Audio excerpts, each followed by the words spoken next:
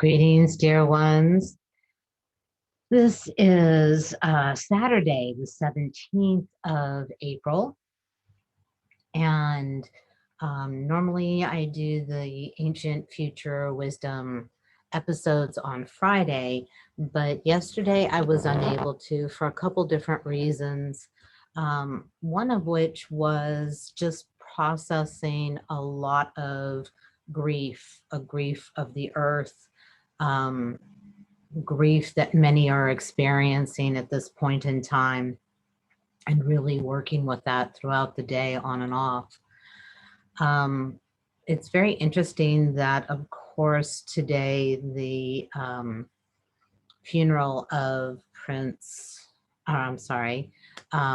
Queen Elizabeth's husband.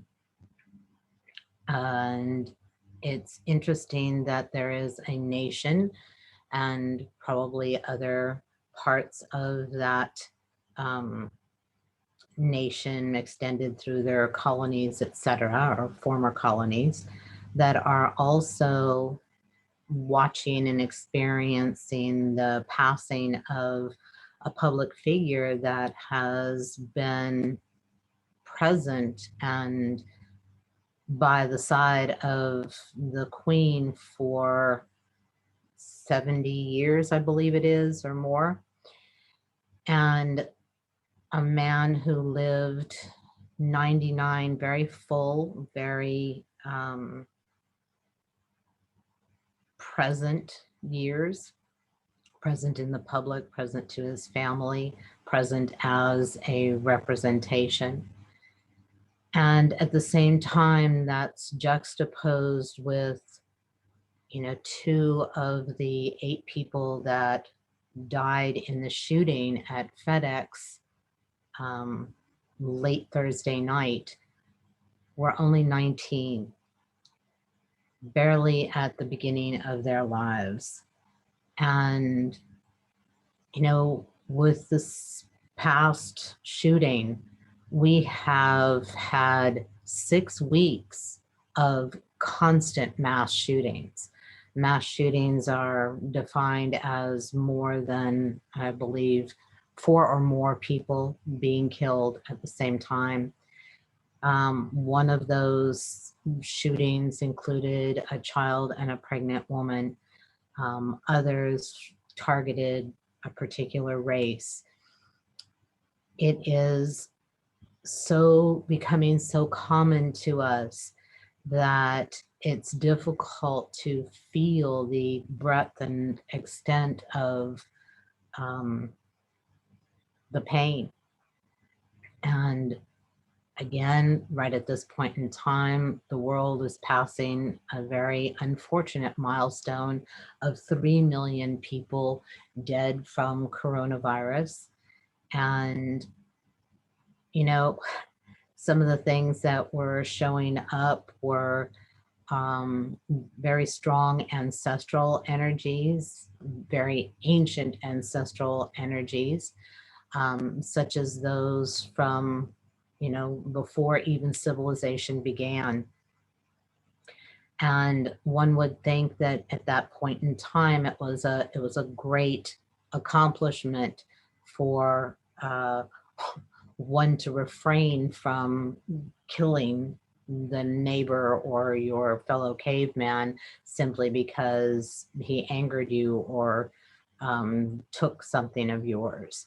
And, then we move through an eye for an eye and an arm for an arm, and watching things such as Game of Thrones, where life means nothing, an entire village or thousands of people could be wiped out without a thought.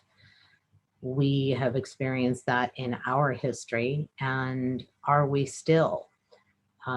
In Africa, there again are mass killings of people simply because they're of another tribe or of in any way speaking against the government. This is happening in more than just the continent of Africa. politicians in many countries having no regard for the lives of their people, but only insofar as it can benefit them in some way. At what point do we truly value life?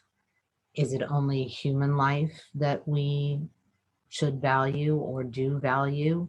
I see the cutting of trees, which destroys the homes and food sources of birds and critters. And, again, huge swaths of land being dug up for the minerals or the metals that are within it. At what point does life become so precious that we must make choices to preserve it, to honor it, to be in cooperation and collaboration with it? There is a great deal of grieving going on in the world. There's a great deal of sorrow. There is a great deal of loss. And yet we don't recognize our own deep grief and deep sorrow and deep loss that sits in our bodies from our very young years. One of the things that came across my desk this week was an article and a video of a baby. I don't think he's even 2. And he is brought to tears at hearing his sister play Beethoven's Moonlight Sonata at her recital. And it is very spontaneous. The music just provokes this, his little face, starts to screw up and tear. And this goes on for a couple of minutes, while one of his parents are filming it. I will post it on Facebook and try to post it with the newsletter sending this recording out, because it is very, very powerful to see how music, the music of a musical genius, can evoke such emotion. And it brought in reflection and meditation this week how many of us are able to actually feel what is going on in our world, what is going on in our lives, what is going on in our bodies. We learn so young, so well to numb and shield and armor and put away that grief and that sorrow and the loss of that which is natural to us, the essence of us, the disappointment. I've had multiple clients this week dealing with, or feeling in their bodies, recognizing, allowing to come forth the loss and sorrow from the disappointment of not having what is naturally and innately expected, instinctively wanted and needed from a parent. And we feel that sorrow and hold it. So, and it's not just us. Another thing that came across my desk this week was a very old article. So how it appeared, I have no idea. It was just on my news feed of elephants, wild elephants, walking for 2 days to arrive at the house of a conservationist and someone who worked with wild elephants that they were going to exterminate in I don't remember what country in Africa. And he worked with them, and they called him the elephant whisperer. And 2 different herds of elephants walked to his home over a 2-day period and stood there. And elephants are well known for their grieving practices, their rituals, whether it's a parent or a child. They are an animal that we have observed and seen and experienced in their grieving rituals. So this weekend, I really invite you, and right now as we drop in, I invite you to allow your body and allow your energy field to help you sensate the place within where your own sorrow and grief for pieces of you, aspects of your life, um, the loss and the sorrow that is unconscious and in the still sitting in the subconscious of you, or even the beyond conscious of you, where we tap into that loss and that grief that either animals are feeling or some other culture across the planet or the very earth itself. We are so intertwined. We are so interdependent upon the earth and all the creatures here that we are unaware of our sensitivity, our potential sensitivity to what is occurring within us and within our environment. So, really recognize and respect and honor and value whatever way you may be called at this point in time to feel the grief and the sorrow and the loss that most people on the planet are feeling for one reason or another. This is an opportunity. These are the current energetics. This is what we all have as a potential to heal and grow from and evolve.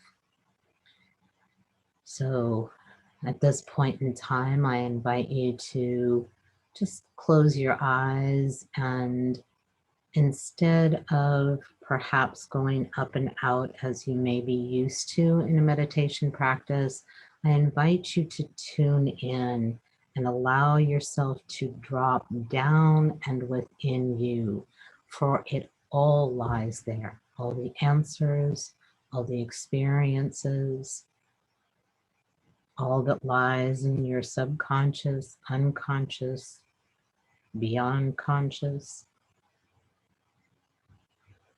It is held within your body, within your energy field.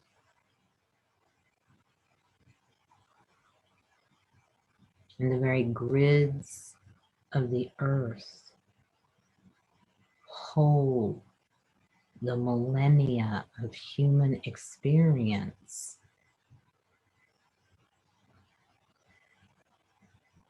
And this too is an aspect of us that we must evolve, not continuously feeling loss and sorrow and grief, or worse still, turning it off, numbing it. One of the beautiful things that came out of the Black Lives Matter movement is to say their names. And the 8 people that died in this week's shooting have names, families, children, friends, co-workers.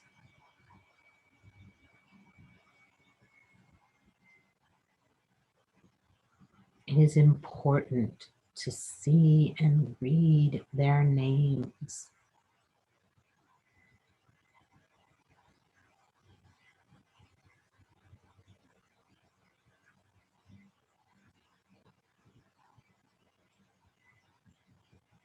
Allow yourself to say the names, put the names of those that you have experienced.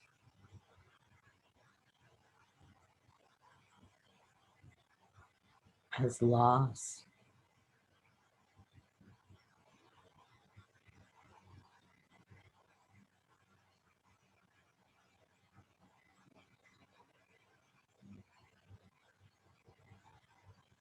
And do not let those that die through either senseless shootings or COVID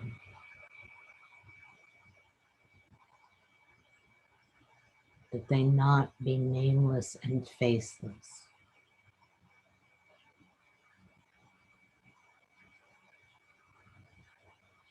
For our numbing and unfeelingness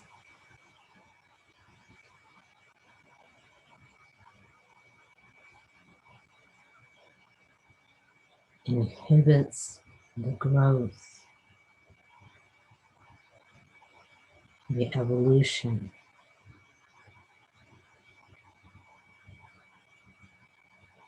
of the valuing of life, all life.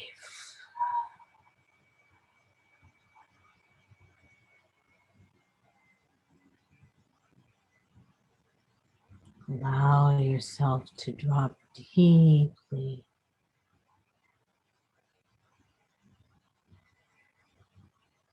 within your own system, within your own body.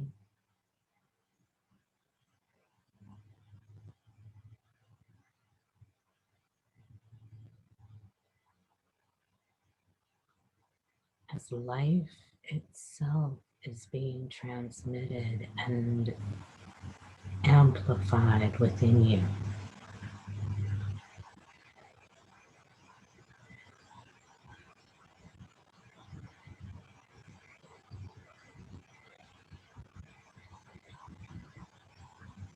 No need to visualize or think, but instead follow the lead of your body and energy field.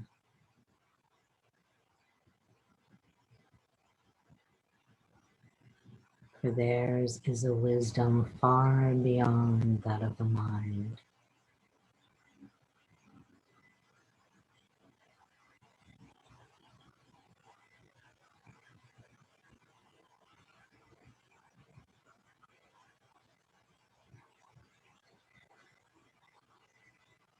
Open your hearts,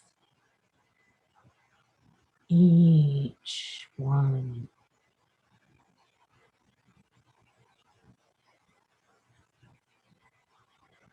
of those present or listening in the future.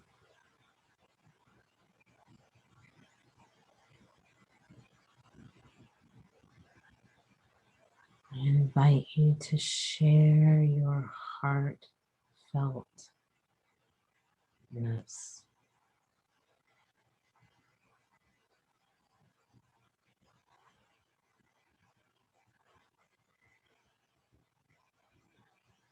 with those that are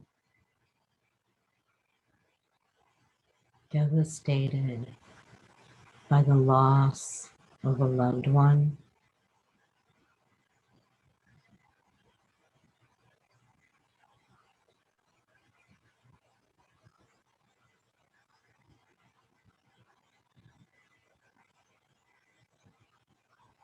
just as with the elephants, it is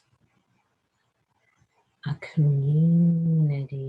communal process, as well as a private one.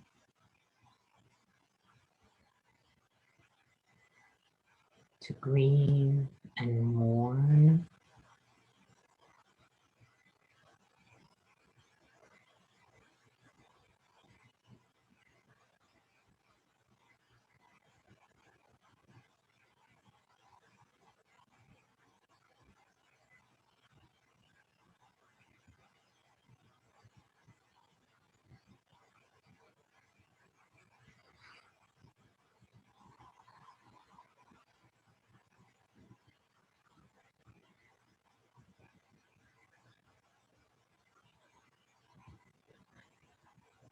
as well as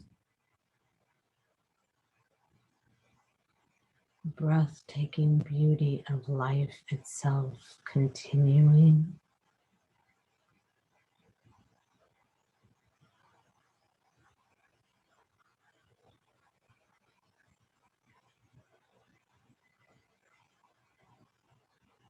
For life goes on, not merely in a mundane way,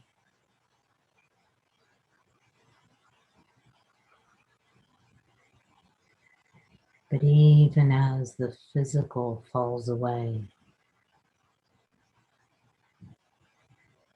life itself will always continue.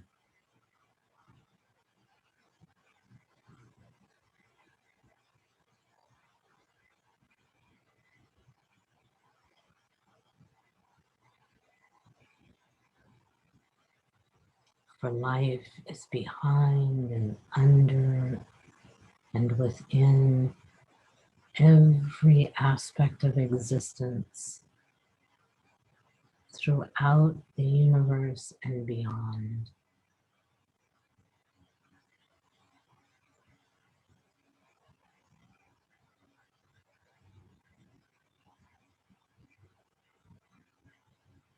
So while we allow ourselves to feel loss, particularly in what may be referred to as a senseless death,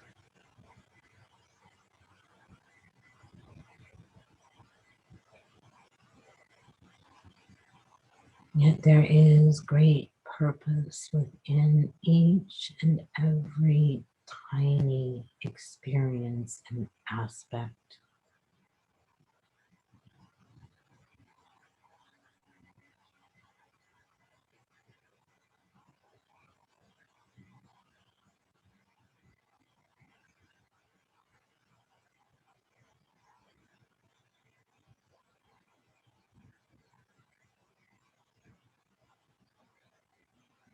Nothing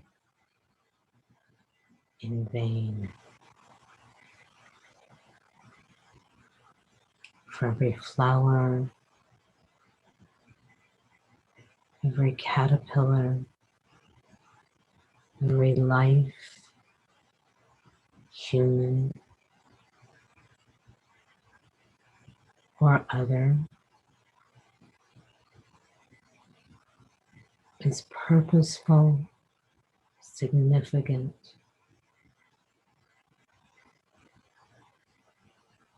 and matters so greatly in the grand scheme of things.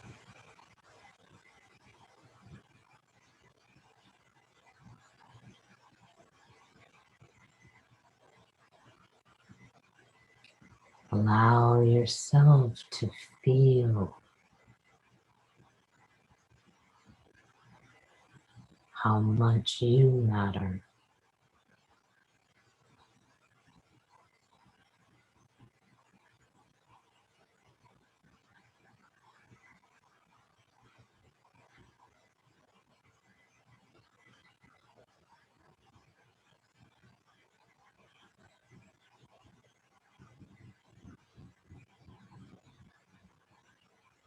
And ever so gently, if you choose to conclude this practice at this point in time, allow your body and energy field to lead you back to a more conscious state.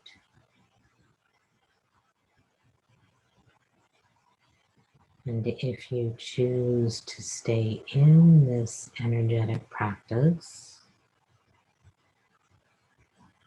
know that you will be fully consolidated and incorporated whenever you so choose,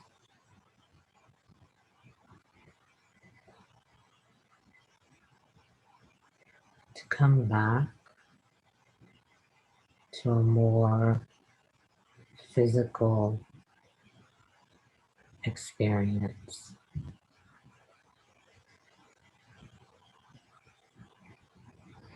This was a shortened practice for today, but it was very, very deep. So please remember to drink lots of water and check back again frequently for any updates to the current energetic wave that is coming through right now.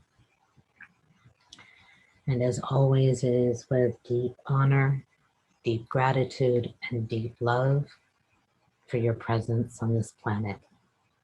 Until next time, bye-bye.